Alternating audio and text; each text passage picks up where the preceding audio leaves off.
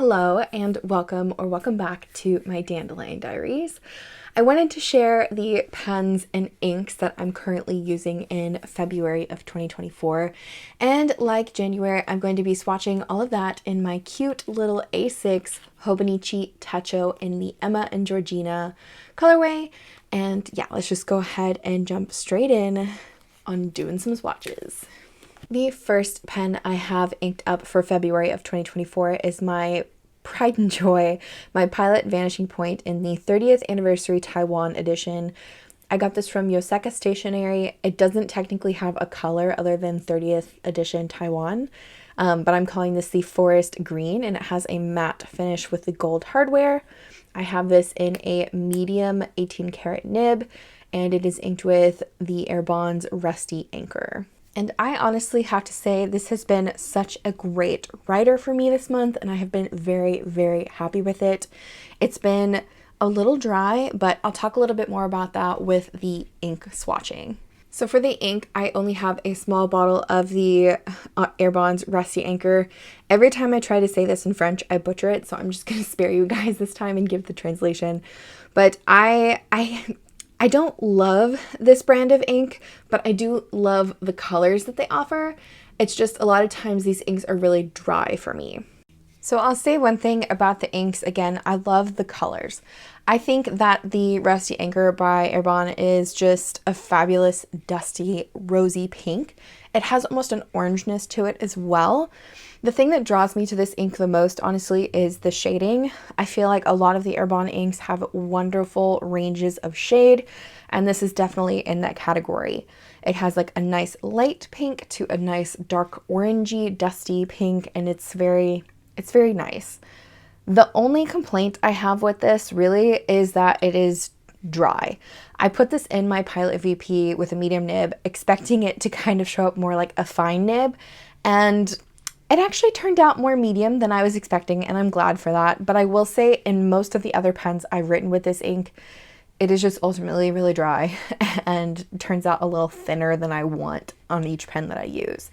Definitely would recommend, if you like this kind of ink or this color or this brand, use a juicier nib, use a well-flowing nib, or even alter the ink with like White Lightning or some kind of ink enhancer. But the colors that this company produces are absolutely fantastic. The next pen I had inked up is another one of my Jinhao 82s. I've been having lots of fun with these, honestly. I believe this one is called the Transparent Fluorescent model color. There's so many colorways of these, and I've honestly played around with a lot deconstructing them, so I'm not 100% sure on the color of this. Anyways, I have this in a medium nib here, and it is inked up with Ferris Press Radiant Rosewing.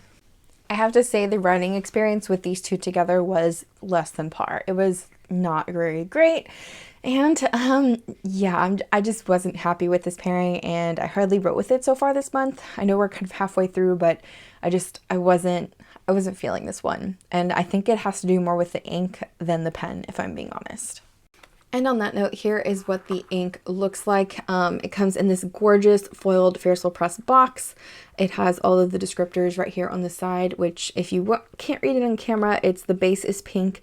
There is no sheen, there's paint gold shimmer, and the shading is medium. The bottle itself is the standard Ferris Press Fairy Tale Lines bottle. It's kind of like a little dewdrop. And you can definitely see the shimmer really well in this one because the ink is light. My main problem with this ink is that it turned out way lighter in a medium nibbed pen, at least this specific pen, than anything else I have used this with. I was really disappointed with how light this ink showed up.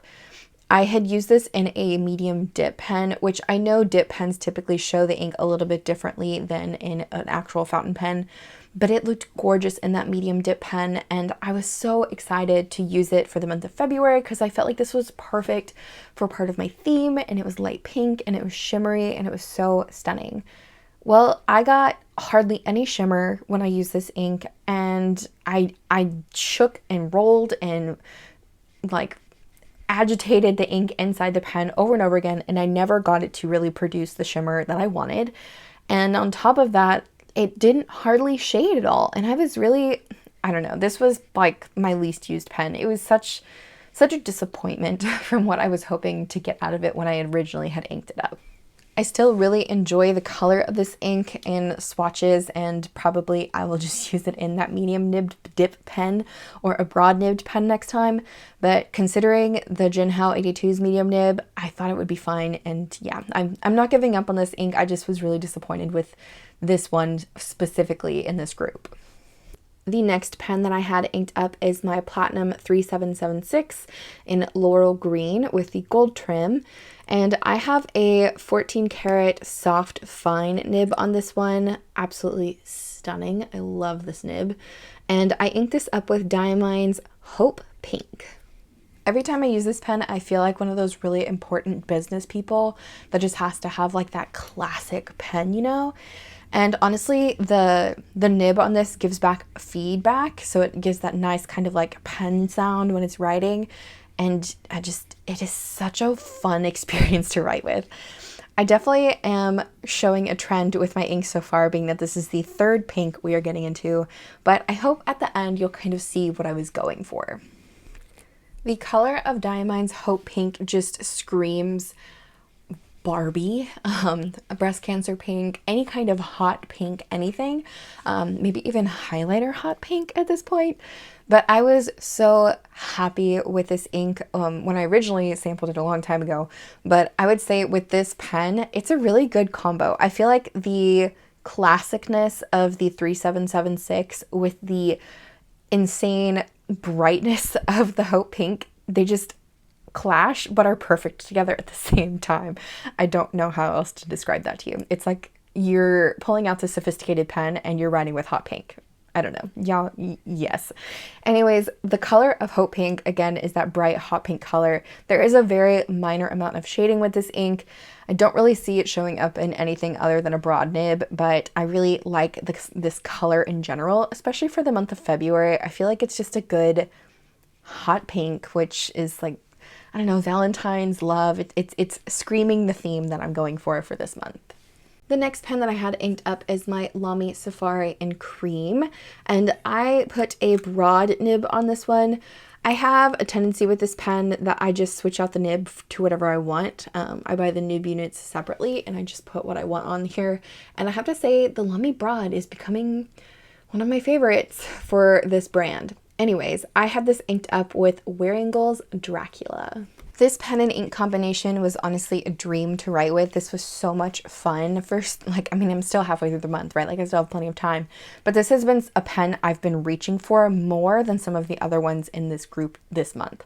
And I have to say, I think it has to do mainly with this ink and how, I don't know, the properties of it are just so beautiful. This ink is honestly stunning. It has a pinkness to it, but it is primarily more red. I would say in writing it shows up a bit more red, but in a swatch it definitely has more of a pink lean to it. The shimmer in this as well has a pinkness to it, but there's also a little bit of blue or teal maybe. It has kind of like a shift. It's very interesting. I primarily wanted to use this ink with my other pink inks, as you've seen, because I'm creating a sort of palette that has to do with, I don't know, love. And I feel like Dracula is definitely one that has a, I don't know, love to it, but also maybe a little bit of hate to it, depending on if you like vampires or not. But this ink fit really well with my color scheme and was honestly such a fun ink to write with. I would say in terms of this ink specifically, it is a bit more wet than some of the other Wearingeul inks that I have tried.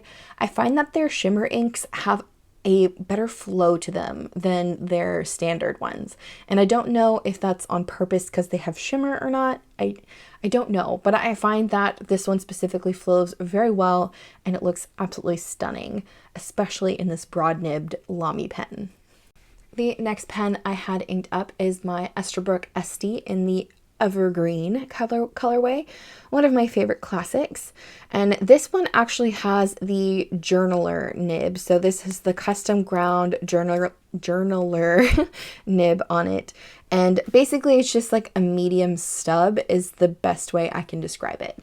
But I have this inked up with Birmingham Pen Company's Twilight or Allegheny River Twilight. So I have to say that this pen and ink pairing were phenomenal. They were so good together. The Birmingham Pen Company inks are always juicy in everything that I've put them in. Even though I'm brand new to this brand, it is slowly becoming one of my favorites. And as we all know on this channel, I am a huge fan of the Esterbrook Estie pen, just because of the size, the shape, the feel in the hand. It's really nice for me personally, and I really enjoy them. I will say the journaler nib didn't quite do this ink as much justice as I was hoping. There is a bit of shading involved in this ink, and it only showed the darkest points. I never got it to go fully into that range of shade that it has, and I'll talk a little bit more of that with the ink swatching. So the shading involved in Birmingham Pen Company's Twilight, or as I have now found out is the same as the Allegheny River Twilight, is beautiful. It has this like dark shade to it and a medium kind of like wineish pink shade to it as well. The only downside was with this pen, I only really got that dark reddish pink shade, which I'm not mad about. It's still a beautiful color and it still did absolutely beautifully in this pen. I guess I was just hoping for a bit more range. I will say the ink properties in the Birmingham Pen Company inks are well flowing. I've never had a dry spot on anything so far. And honestly, the color of this one reminds me of a really nice glass of wine. And I'm probably saying that because while I'm filming this, it's getting close to dinner time, and that sounds really good for dinner tonight. But anyways, the color of this is just a nice, I don't know, dusty reddish wine color is the best one I can come up with. And it fit very well, again, into the color scheme that I was kind of going for this month. So the second to last pen that I had inked up for February of 2024 is probably one of my favorite beginner pens now, and this is the Pilot Kakuno. I have it in a transparent body here, but they have, I don't know, 10 plus colors now, I think. Very, very fun, and I have a fine nib on this, and one thing I really love about the nibs of these is that they have little faces, so it's like it's smiling at you every time you open it up to write with it. I know they're meant to be beginners for kids, but I really, really like these pens. And I inked this pen up with Robert Oster's Polar Vortex, which is an Atlas Stationer's exclusive color. And let me just say, I absolutely adore this color, and there's a lot of other Robert Oster inks that are similar to this that I also think would do well, but this one was just, it was just so much fun. So here is the bottle of the Robert Oster's Polar Vortex that I have. Because it is an Atlas Stationer's exclusive, there is no samples of this one, so I just went out straight up and bought the bottle because I wanted it, and it looked really pretty. And I have to say, I am not at all disappointed. This ink and pen combination has been absolutely perfect together. This ink has some of the most beautiful shading to it when it dries completely down. It has a blueness to it, but also a grayness and also a purple to it as well. It is just multi-dimensional, like a polar vortex, right? Like, it makes sense that the ink is called this. I will say, even in this fine nib Kakuno, I got a range of shade with this one in all of my writing with it, and it was absolutely a dream. I loved it. I can't wait to put this into a broader nibbed pen and see how it goes from there, or even a stub. I bet this in a stub would look absolutely stunning. The ink properties of Robert Oster are always fabulous to me. I've never had a dry one, and I've tried a lot of Robert Oster, and I've also never had any problems with them clogging, drying out, or anything in any of my pens. And I don't know if it's specific to just their standard line or even their shimmer line, but I've never had any problems with this ink in any pen whatsoever.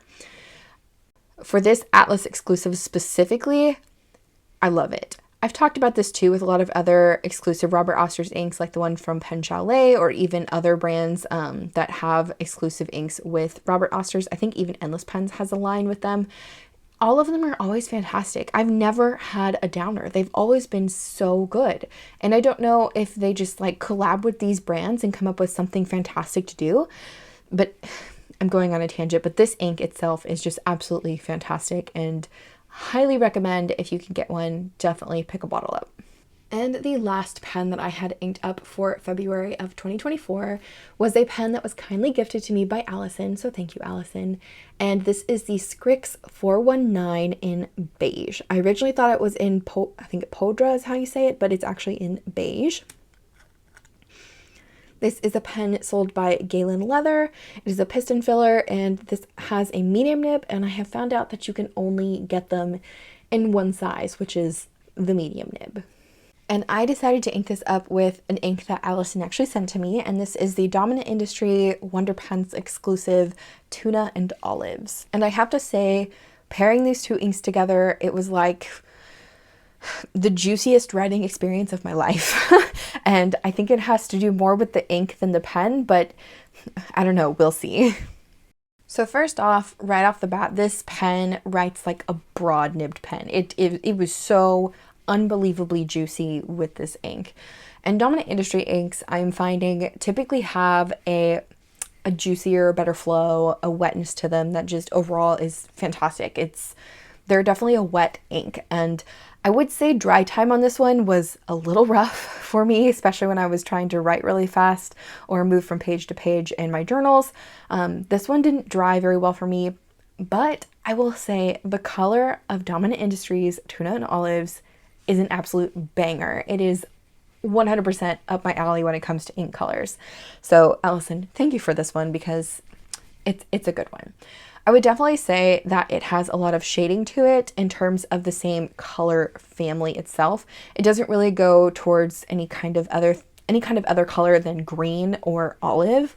I would say this is definitely more of a greener olive color. That probably doesn't help, but I feel like olive typically can go either yellow or brown, and this one definitely leans more towards the green side. It does have a bit of shading, and in this medium nibbed Scrikss pen, it did show up with the shading, but it was definitely more of a broad nibbed pen. So I want to see what this looks like in actually probably a bit more of like a pilot medium, or even a maybe even an Esterbrook medium, something that, or I don't know, Sailor medium fine, even like something that'll be a little bit more fine nibbed than the Scrikss pen. I will say this was a really nice combination with the broadness of this nib and the really wet flow, made for some really nice headers, but journaling with it was a bit tough, especially on small grid, which is what I like to journal on. So it was fun, but I think I definitely want to put this ink into a less flowy pen, and maybe I'll switch out and put that Radiant Rosewing in this one and get some better flow for that colored ink, because it just, anyways, I really like this one and I was really happy with it. I just think I want to tone down the juiciness of this one just a little bit. Now comes the point in the video where I talk a lot about my color scheming, which I have really been enjoying doing with all of my monthly ink choices, honestly.